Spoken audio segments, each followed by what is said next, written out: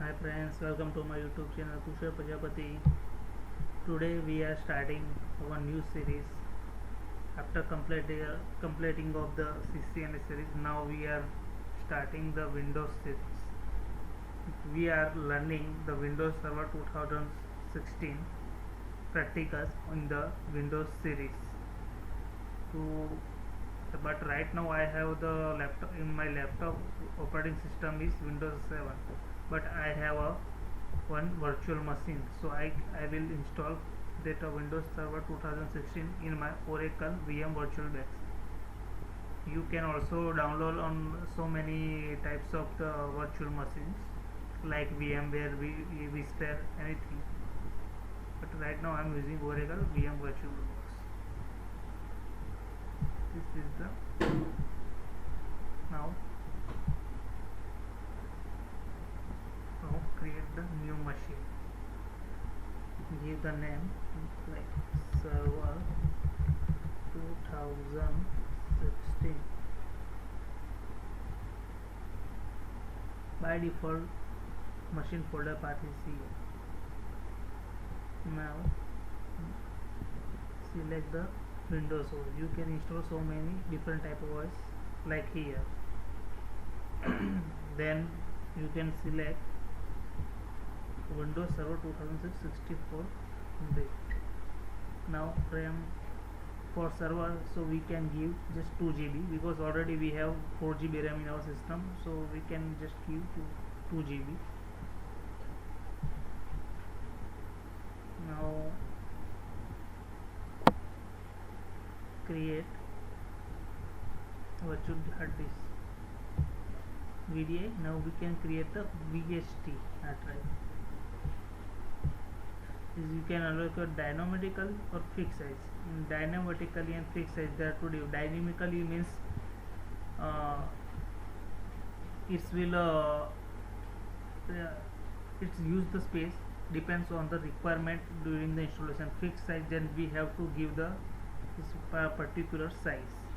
So we have given the dynamic allocator. Now you file location site. Now this is the path. We can choose the path for machine. Save D drive server 2000.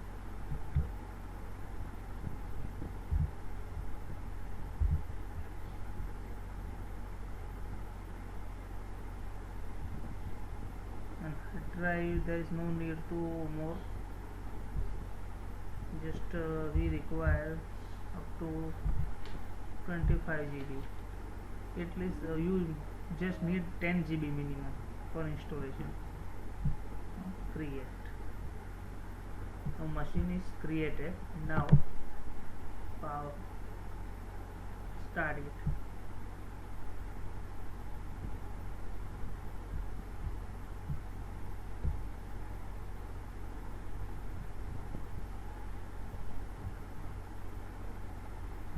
Now you can select your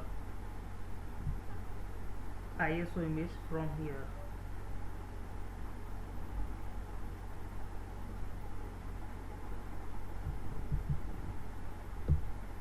Our image is the Windows. Start.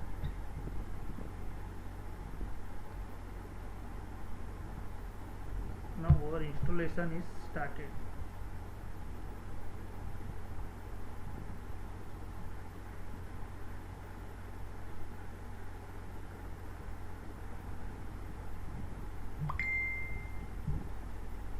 Click on the next. Now install now.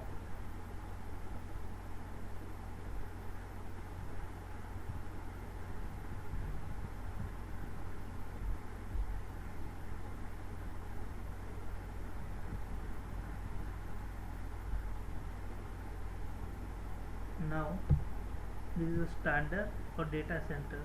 Standard means desktop, but we have to select the data center extra because we are preparing the servers.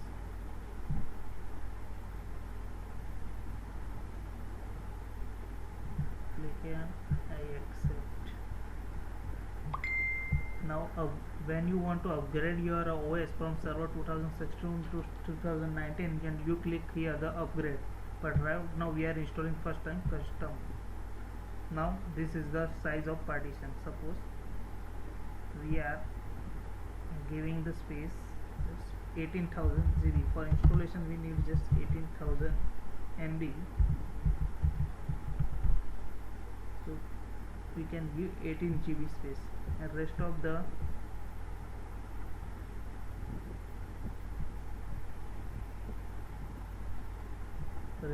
partition we give the D drive. So put some image, right?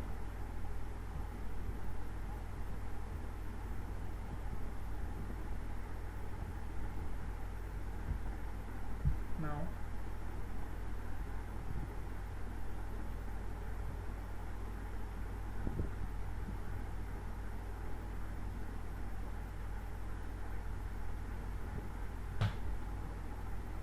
click on next for installation.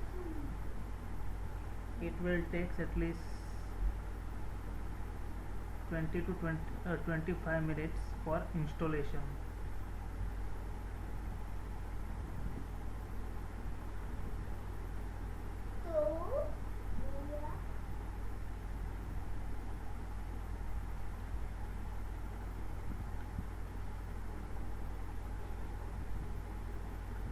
After finishing of these steps, copy Windows file, getting ready for installation features, installing updates, and finishing all these things, we will see the final installation, because there is no any another step between this installation. This is the final step, because after partitioning the OS will be installed.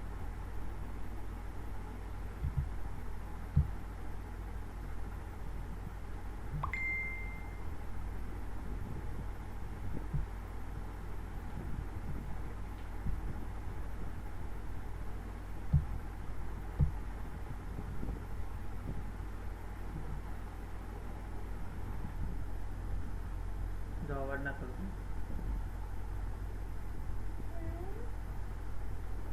हाँ तो friends, अभी ये हमारा installation अभी finish होने वाला है। अब इसको आगे हमें पूछेगा कि इसका जो आईडी पासवर्ड वगैरह सेट करने का होता है। तकरीबन ज़्यादा टाइम लगा, क्योंकि 1 घंटा तो लग ही गया इंस्टॉलेशन फिनिश होते होते, क्योंकि वो इंस्टॉलेशन उस पर डिपेंड रहता है कि आप रिसोर्सेज क्या देते हो। जैसे कि आपने रैम कितना दिया हुआ है और उसका हार्ड डिस्क का साइज़ कितना दिया हुआ है, ये सारी चीज़ें भी इम्पोर्टेंस रहती है इंस्टॉलेशन को फास्टर। और हमने तो, क्योंकि हमारा वर्चुअल मशीन है और हमारा जो रैम है हमारे जो सिस्टम लैपटॉप की वो 4 GB है, तो हमने उसके हिसाब से 2 GB दिया है, क्योंकि ये हमको सर्वर OS बनाना है। और 25 GB इसका हार्ड डिस्क एलोकेट किया है। उसमें से हमने 18 GB का पार्टीशन बनाया है जो OS इंस्टॉलेशन के लिए बनाया हुआ है, इसलिए इसका थोड़ा ज़्यादा टाइम लगेगा। लेकिन नॉर्मली विंडोज़ में जो सर्वर की ऑपरेटिंग सिस्टम होती है उसमें थोड़ा ज़्यादा टाइम तो लगता ही है compare to desktop operating system like Windows 10, Windows 7, Windows. अभी भी थोड़ा और 10-15 मिनट तो लगेगा ही।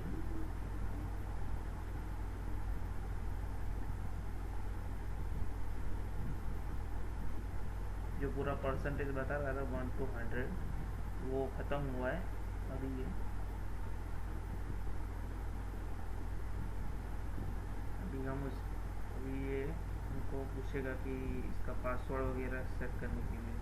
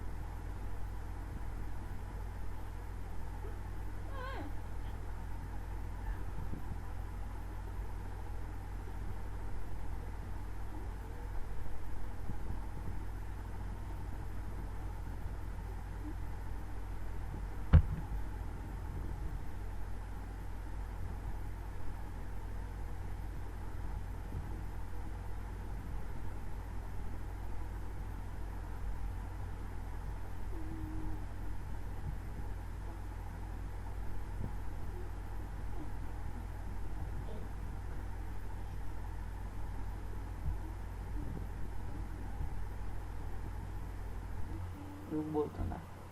हाँ तो फ्रेंड्स, अभी हमारा जो ओएस का इंस्टॉलेशन फिनिश हुआ है। अभी इसको हम अपना एडमिनिस्ट्रेटर का पासवर्ड दे देते हैं।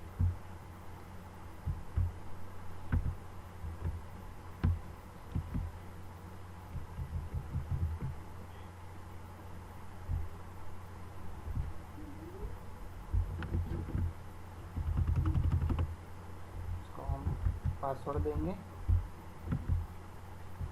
उसके बाद ये थोड़ी इसकी वापस थोड़ी बहुत प्रोसीजर रहेगी।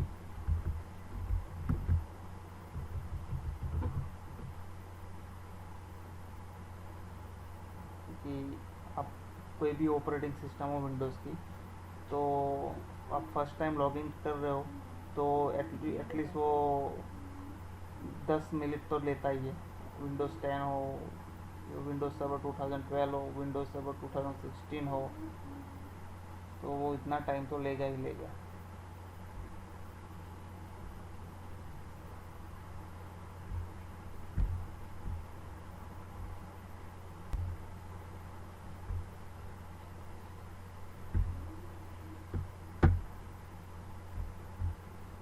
हाँ तो फ्रेंड्स, अभी हमारा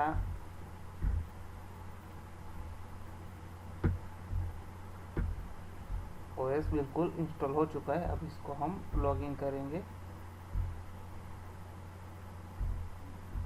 इधर आप लॉगिन करने के लिए आप कंट्रोल अल्टर इंसर्ट प्रेस कर सकते हो, या इधर से कंट्रोल अल्टर डिलीट आप वर्चुअल मशीन में से क्लियर कर सकते हो।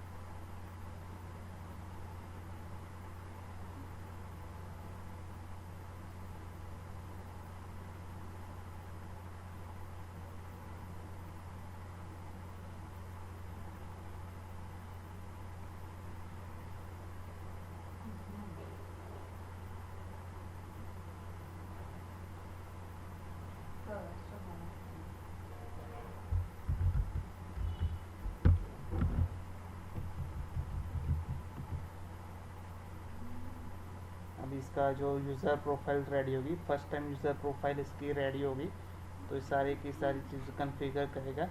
इसमें काफ़ी 5 या 10 मिनट लगेगा।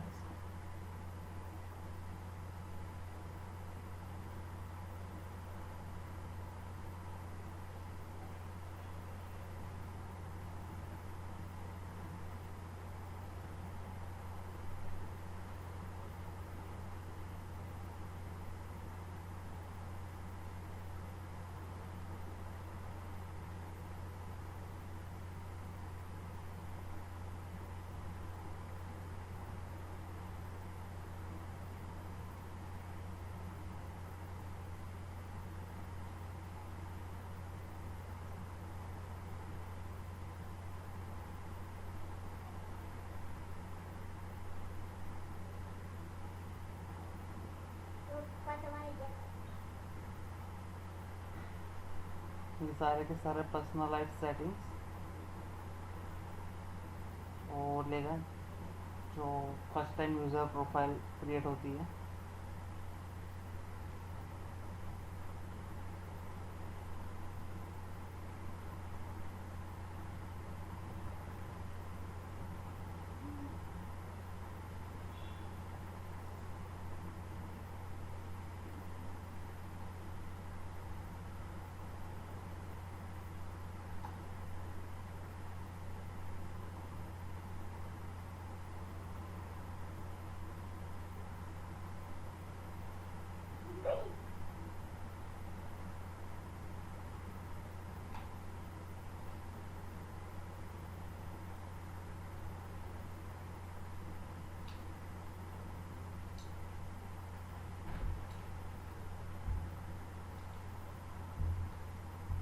अब नीचे देख सकते हो ये सारे इसके एडेप्टर है। ये वर्चुअल मशीन का खुद का एडेप्टर है। इसके बारे में हम आपको आगे डिटेल्स में बताएंगे। वर्चुअल मशीन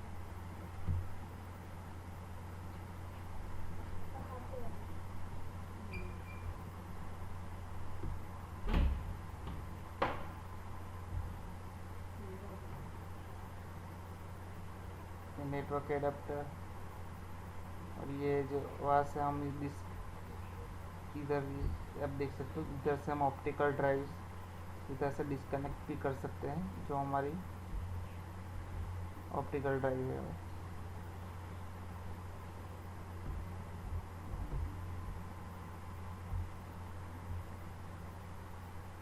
बाकी आगे चीज़ हम लॉगिन होने के बाद देखते हैं।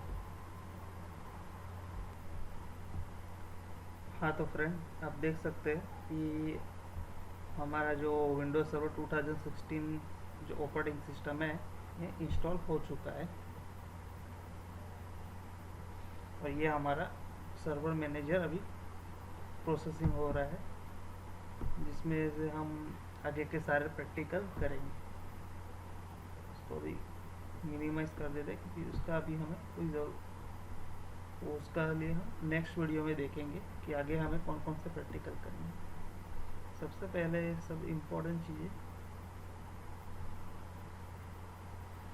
देख लेते हैं।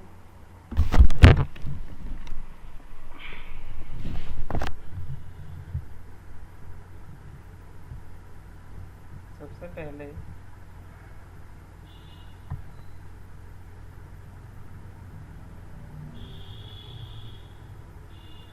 ये हमारा सी ड्राइव है, डी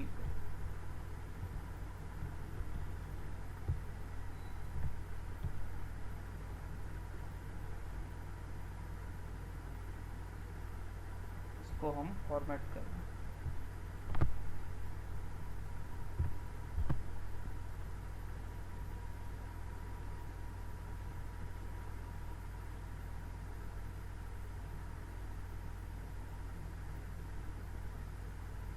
ये हमारा डी ड्राइव,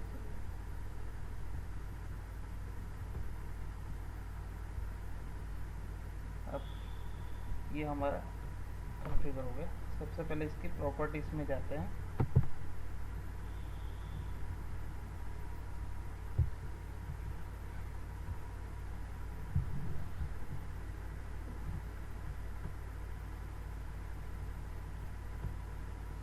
इधर आप देख सकते हो विंडोज सर्वर 2016 डेटा सेंटर, ये हमारा जो हमारा लोकल होगा उसकी इंफॉर्मेशन आपको दिखाएगी। 64 बिट ऑपरेटिंग सिस्टम,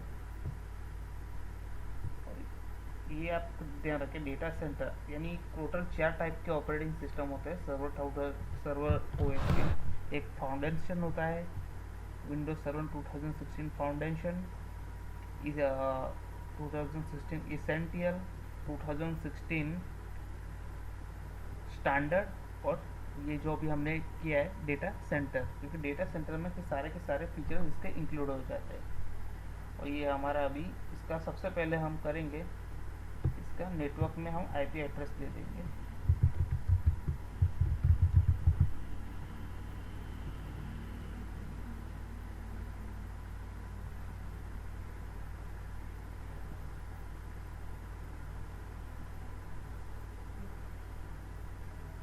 ये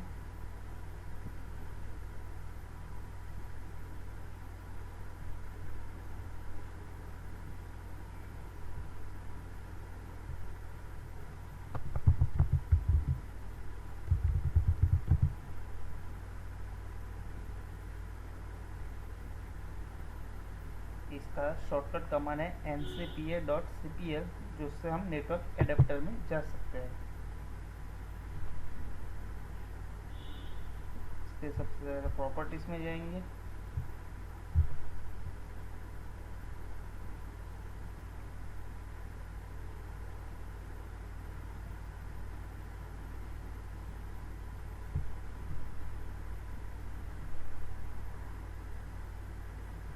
इसमें हम देंगे आईपी वर्जन 4। यहाँ पे हमारा जो अभी ऑटोमेटिकली उधर विंडोज़ आईपी दे देंगे, और हमारा आईपी हम देते हैं 10, अभी हम सिंपल आईपी रखते हैं 10.0.1, और गेटवे की देने की हमें ज़रूरत नहीं, क्योंकि हमें इंटरनेट से कनेक्टेड नहीं है, और इंटरनेट की हमें कोई ज़रूरत नहीं है हमारे प्रैक्टिकल। DNS को भी हमने वही रखा हुआ है। क्लोज करते हैं। इस तरह से IP वर्जन के बारे में मैं डिटेल में आपको इसका वीडियो बताऊंगा। IP वर्जन 4 IP वर्जन 6 क्या होता है, ठीक है। अभी ये तो हमने कर दिया इसका IP का। अब सबसे पहले की चीज़ है, हमें इसका होस्ट नेम चेंज करना पड़ेगा।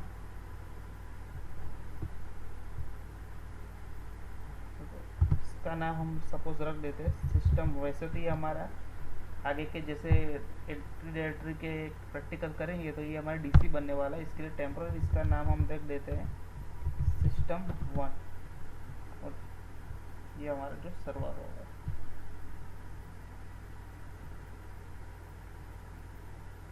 तो हम रिस्टार्ट करेंगे तो उसके बाद ये कंप्यूटर नेम ये हट के System1 आ जाएगा। और यहीं पे आज का हमारा जो फर्स्ट वीडियो होता है वो विंडोज सीरीज़ का वो ख़त्म होता है। इसमें हमने देखा कि सर्वर OS इंस्टॉल कैसे करते हैं और उसका जो IP एड्रेस और होस्ट नेम। बाकी के प्रैक्टिकल हम नेक्स्ट वीडियो से स्टार्ट करेंगे। वीडियो अच्छा लगा और लाइक करें। मेरे YouTube चैनल तुषार प्रजापति को सब्सक्राइब करें और बेल आइकन प्रेस कीजिए तो आगे के वीडियो की आपको जानकारी मिलती रहेगी। आज के लिए इतना ही, धन्यवाद।